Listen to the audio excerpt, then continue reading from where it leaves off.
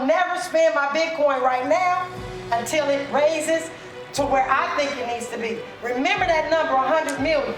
I firmly bet my life that not in my lifetime, but maybe in my children's lifetime, that one Bitcoin today that's worth 40,000 is gonna be worth about $100 million. So what do? I buy and stack for my kids. You can stack for your future.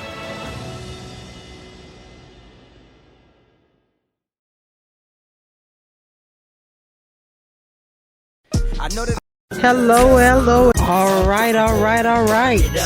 Hello and welcome to Ahead of the Crypto Curve, where you get information and motivation for your crypto life and your life in general. I'm your host, Najah Roberts, aka Young Harriet, and my mission is to lead my people out of financial slavery. Today is the first day in Women's History Month. Today is the first day of Women's History Month, and we, my friends, are not making his story. Today, we are making her story.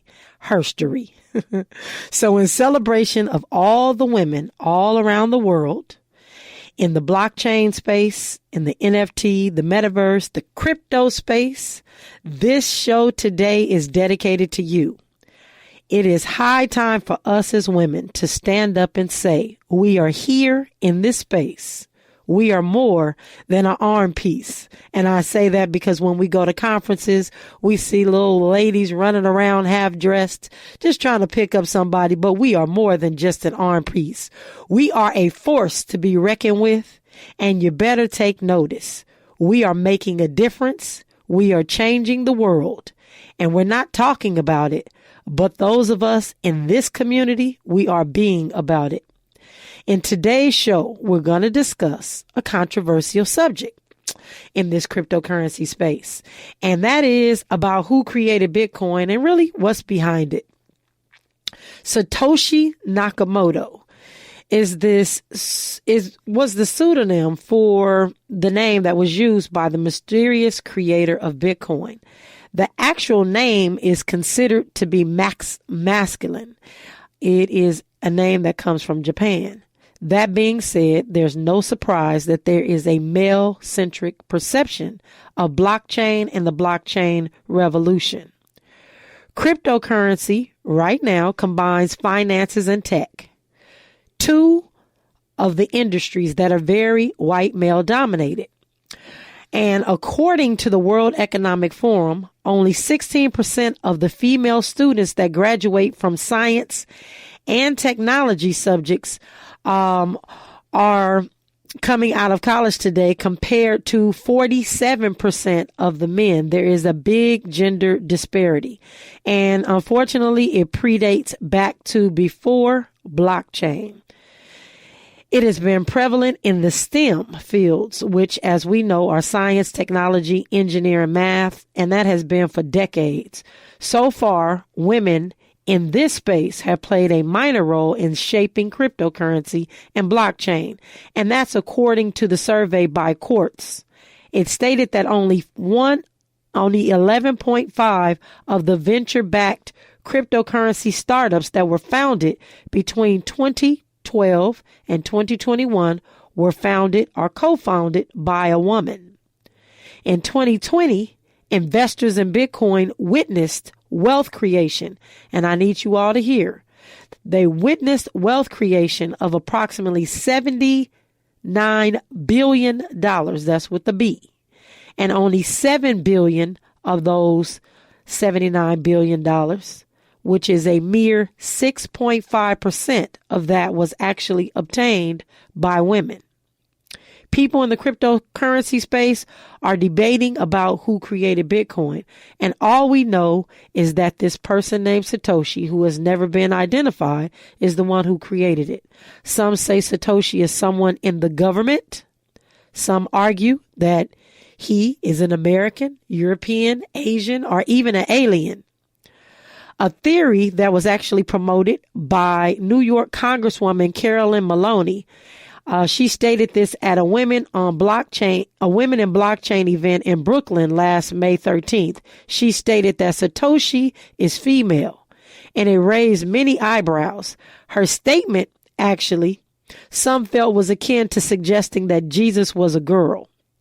And I am going to quote Eleanor Roosevelt, as she said it best: well-behaved women rarely make history. So today, I'm going to shake this place up.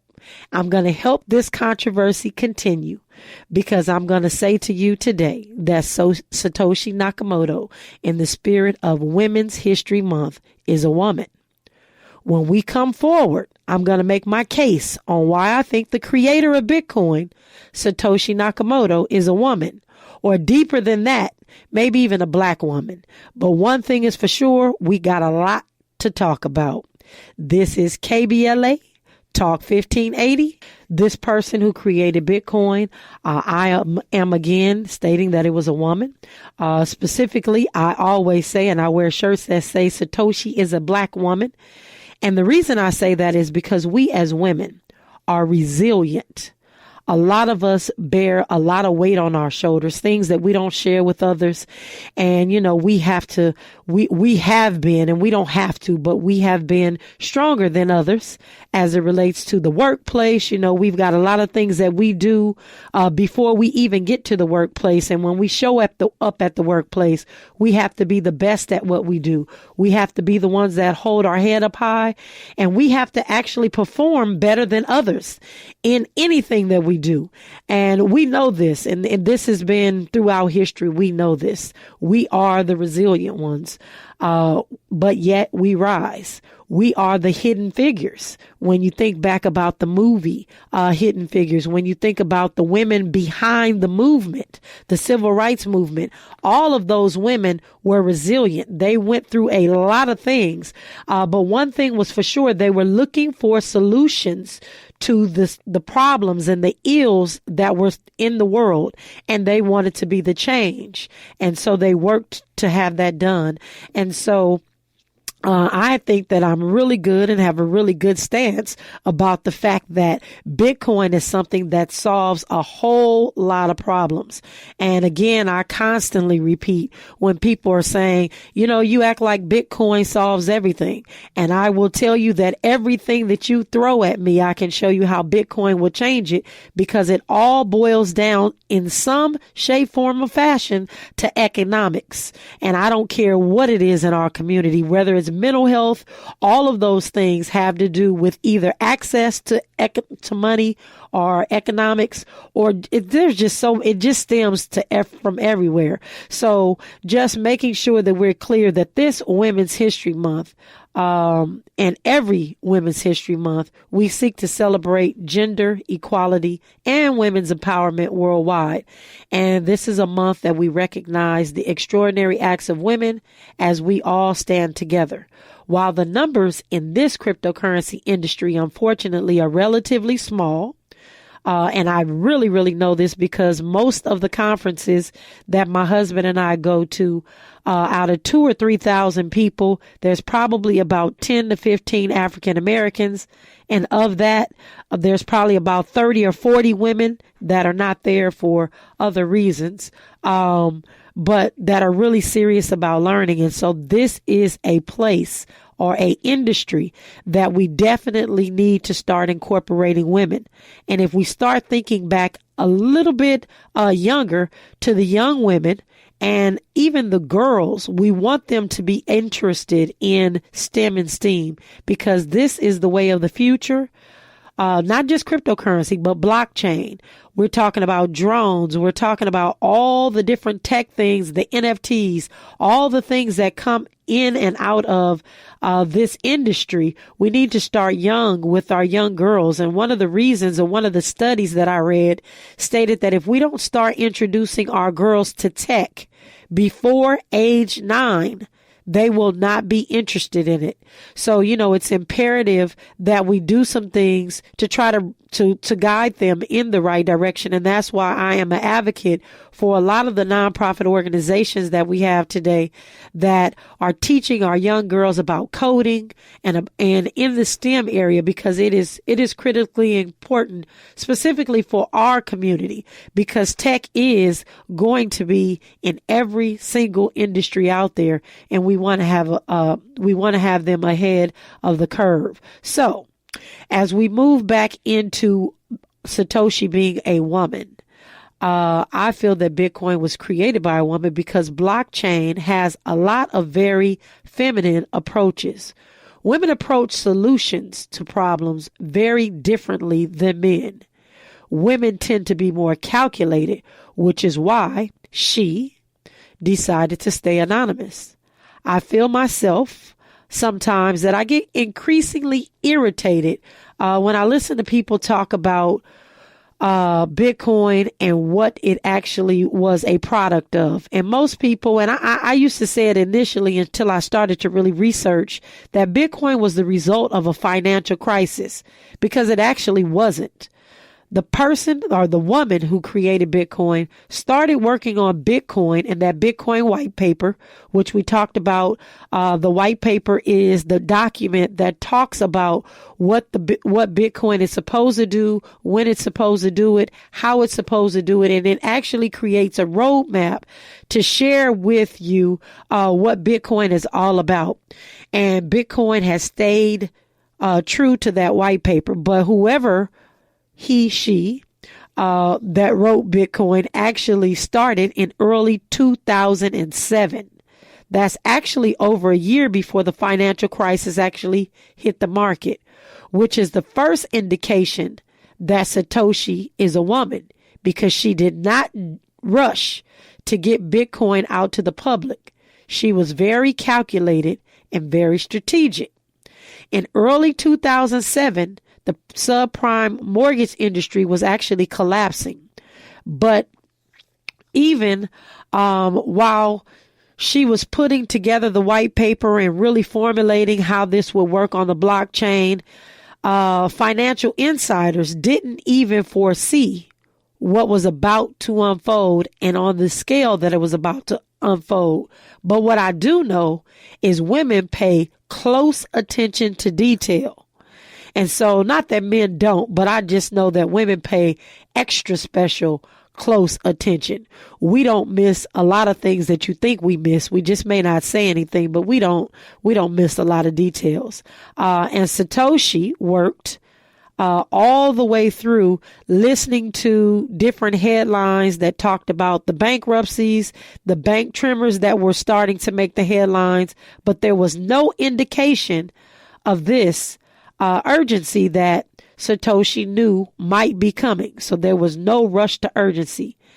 I can imagine that she wore her pink shirt that said, "Keep calm and don't panic," because as women, no matter what's going on in our house, no matter what's going on around us, no matter what's going on at work, we have a really good grasp on keeping calm and not panicking. And that is another reason why I think Satoshi was a woman. By the time Satoshi actually uploaded this white paper to the mailing list in October of 2008, the markets were in a full meltdown. The United States government has started taking over parts of the financial ecosystem, and the central banks around the world started dropping their interest rates because they had to do what they could do as soon as possible, but they started printing money like crazy.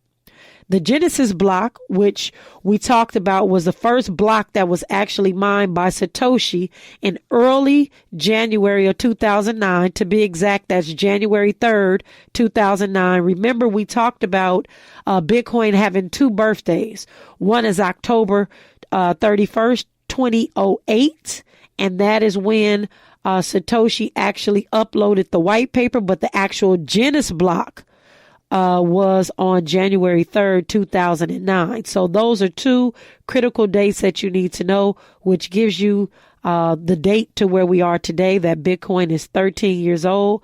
But in that block that was mined, Satoshi actually included in the text from that particular day. And again, that's in a block. And we've talked about blockchain and how sequences and things can be locked in a block, never to be changed, cannot be erased, cannot be altered. In that block, it was written, the time was January 3rd, 2009, and the chancellor was on the brink of a second bailout for the banks.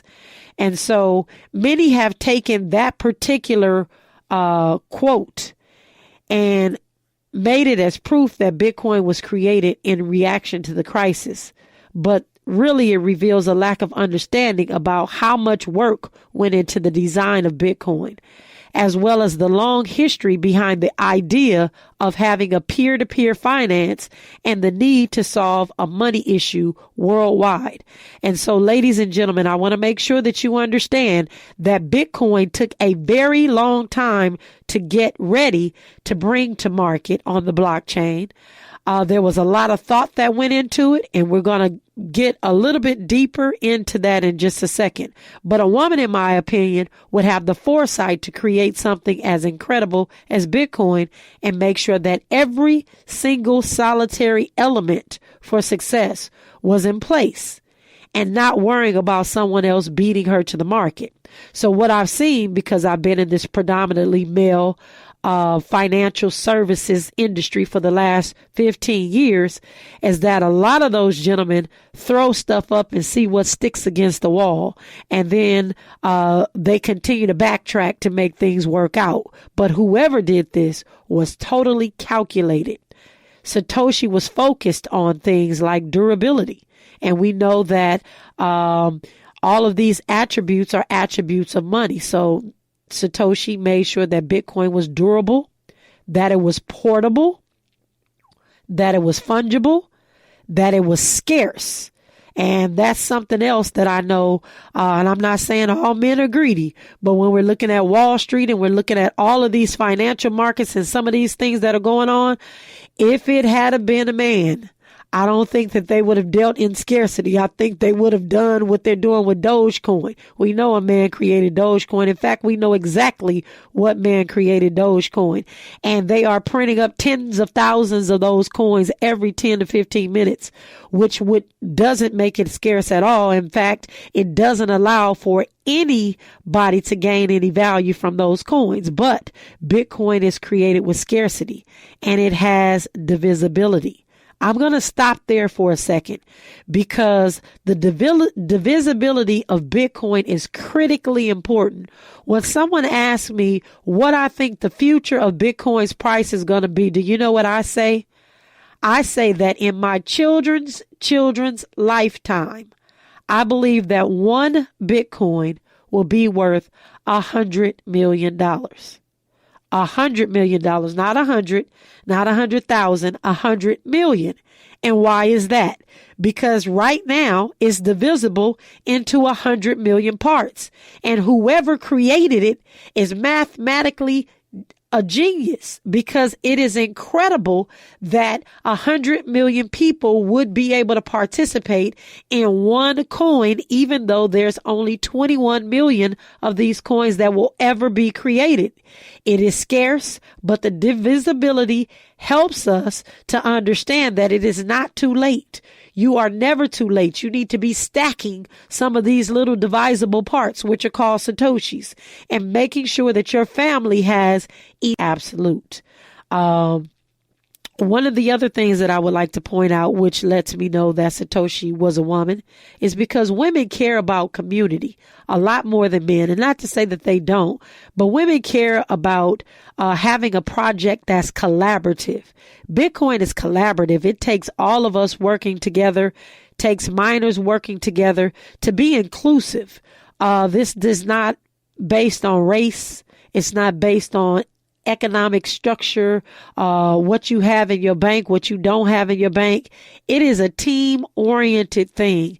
And I just believe that a woman would think more about that than anybody else. Most women seek to solve problems, as I stated before, in this world. And our monetary system has been broken for a very, very long time under a 100% male-led regime from back to when the Federal Reserve Bank was actually implemented in 1913. There has been no different thing going on. And I just think that some woman somewhere was sitting back, taking a look at what has been going on since 1918 and saying, hey, you know what? We've got to do something different. And all of the characteristics about how women execute in business today are really fundamental elements of how the blockchain and cryptocurrencies are benefiting the world and are particularly being very, very effective in today's less hierarchical, fast-paced, innovative-driven world. And I am super, super excited about what we're able to do with Bitcoin and just the thought that went into it. And so as I look at Bitcoin today and as I look at Women's History Month, never before in history have women been able to, just like African Americans, be as self-sovereign as we can in the Bitcoin space. And we're going to talk about some statistics when we come forward. I am making sure that we understand that while we are women and African Americans, a minority in the cryptocurrency and blockchain space, we do not have to be.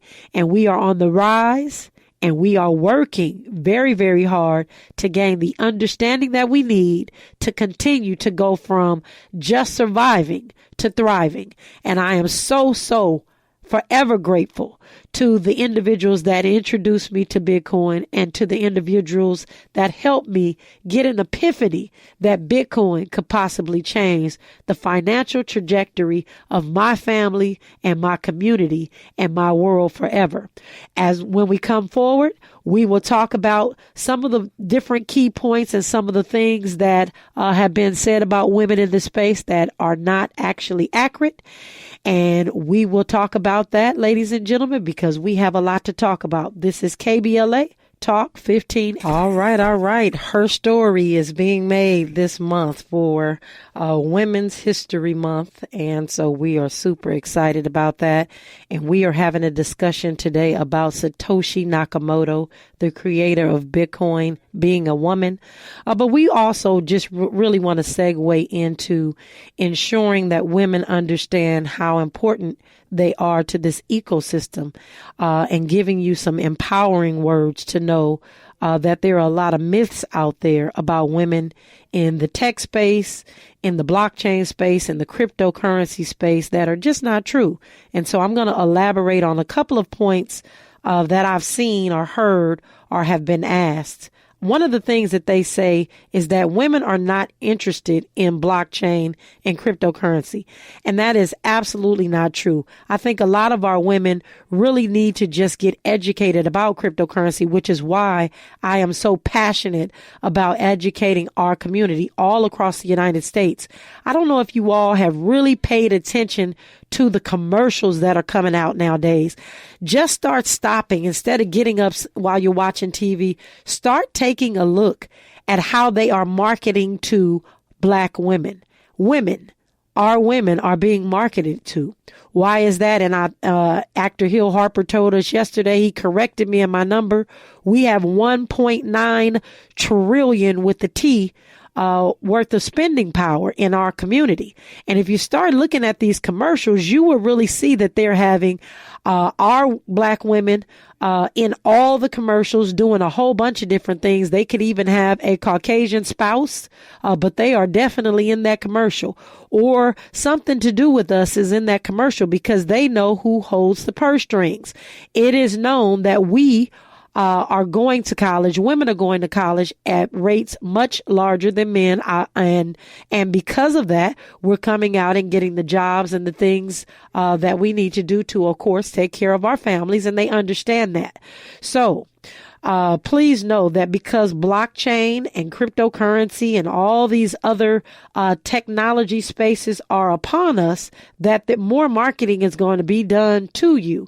But I actually have some numbers to really just help you, and not African American numbers, just numbers in general for women. And the numbers have actually been changing because in 2018, females represented in the Bitcoin community stood at about 5%. That was in 2018. But today, in 2022, it is almost at 13.9%. And that's according to the recent data from CoinDance.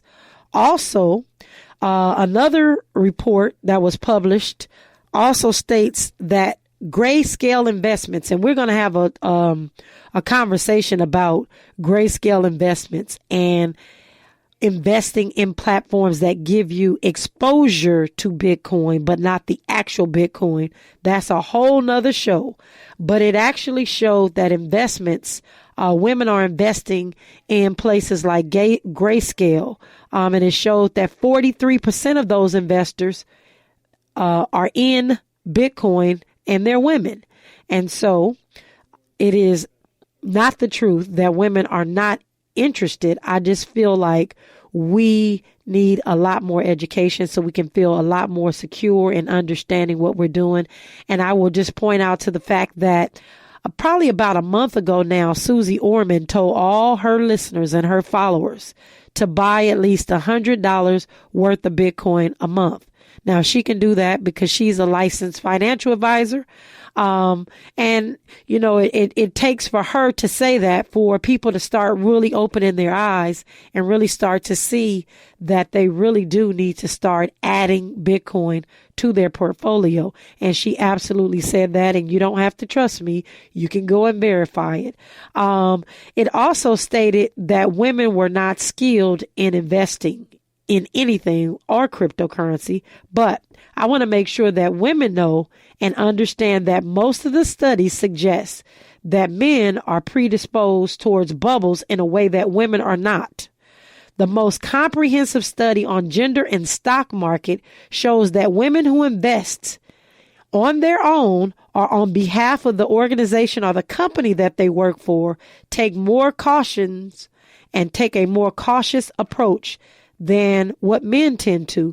And quite frankly, they tend to outperform their male peers. And in the long run, they seem to be trading on a very good on a very good ratio.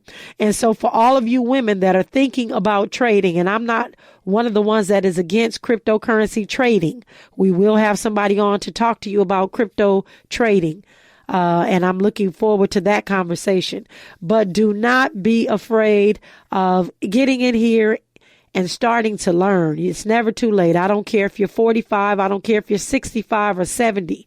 You can get in and learn how to trade. Not necessarily your Bitcoin, because I'm really talking to our community or suggesting to our community that we need to be stacking Satoshis right now and holding it, because our Bitcoin has not yet reached its full potential.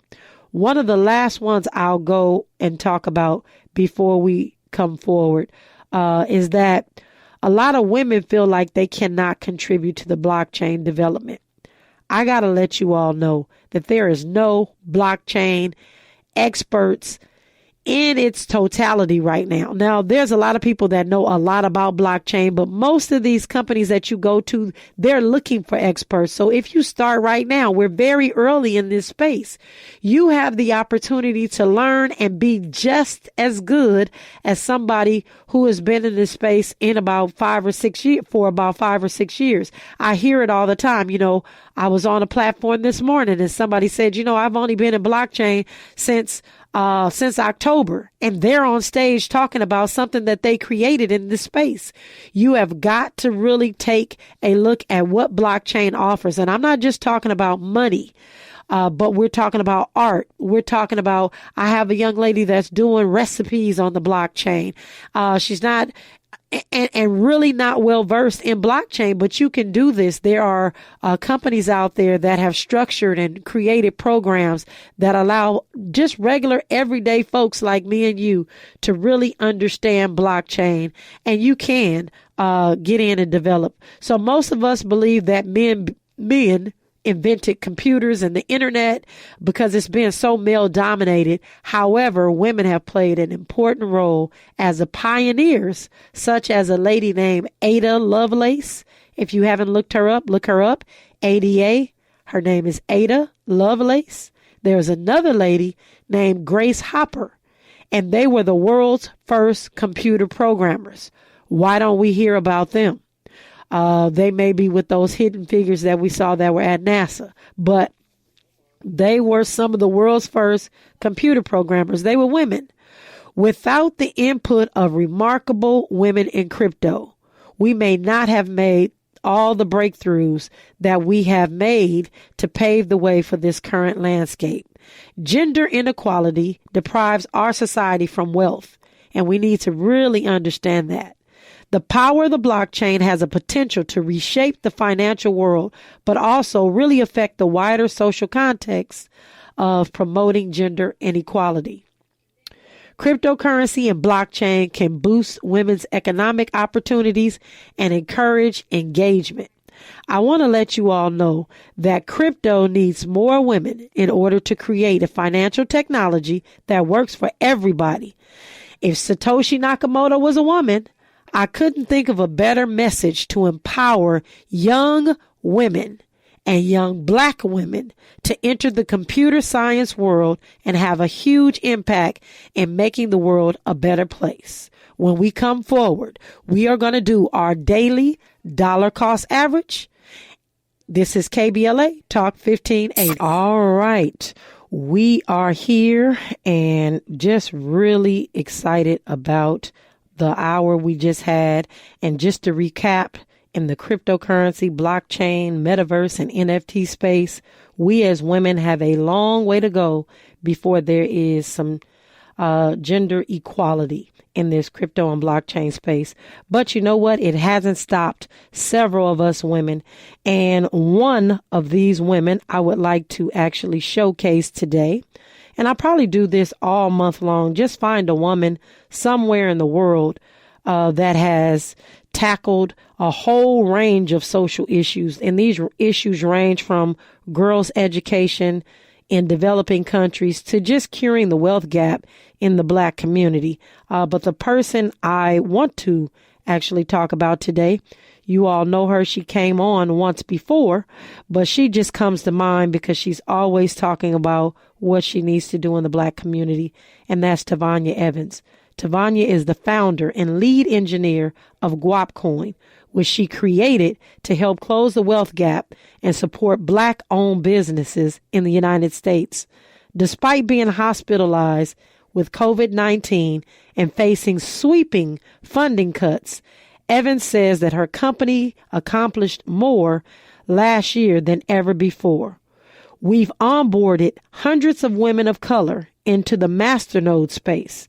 And if you don't know what a masternode is, hold on. We'll be having a course on masternodes very shortly. She onboarded women in the masternode space, an area of crypto that is largely male dominated. And 70% of Guap, and that's the name of her coin, Guapcoin, nodes are owned by women of color. And I just actually happen to be one of those. And I'm really proud to have supported her and am a node holder. She actually stated that we've sparked awareness about crypto among a population with less access and education in crypto and finances, and we continue to do so. So my hat goes off to Miss Tavania Evans and all that she's done to make sure that she gets the word out to the community, and that she also is being the change that she wants to see, because she created a coin to recycle Black dollars and help businesses. Her coin, again, is Guapcoin, and she is on the Binance Smart Chain. And as you start to learn, you'll learn that every different coin has a different blockchain. They're not all the same. They're not all created equal. And that is what this radio station has allowed me the opportunity to do, and that's educate you. And I promise you, when you come back tomorrow, you will be able to get some more education. Tomorrow we will be talking with Justin Reddick, and he has a book called From Bars to Bitcoin. Yes, he is formerly incarcerated, and he has made education of Bitcoin his mission. And we're going to hear from him tomorrow. I am super excited about having him here on the West Coast. He may not be here in California, but he is definitely on the West Coast. I know he's in Vegas for a conference called Unconfiscatable, and that'll be Justin Reddick. But as I make way, ladies and gentlemen, today, I want to say thank you for your time. We're making way for the D.L. Hughley Show. I'm super excited to say that for the very first time, because I just got an epiphany when I was writing things out that, he's behind me in this, and he is an incredible individual. Stay tuned for what he has to share today. Ladies and gentlemen, this is Ahead of the Crypto Curve. I am Najah Roberts on all social media. This is KBLA Talk 1580.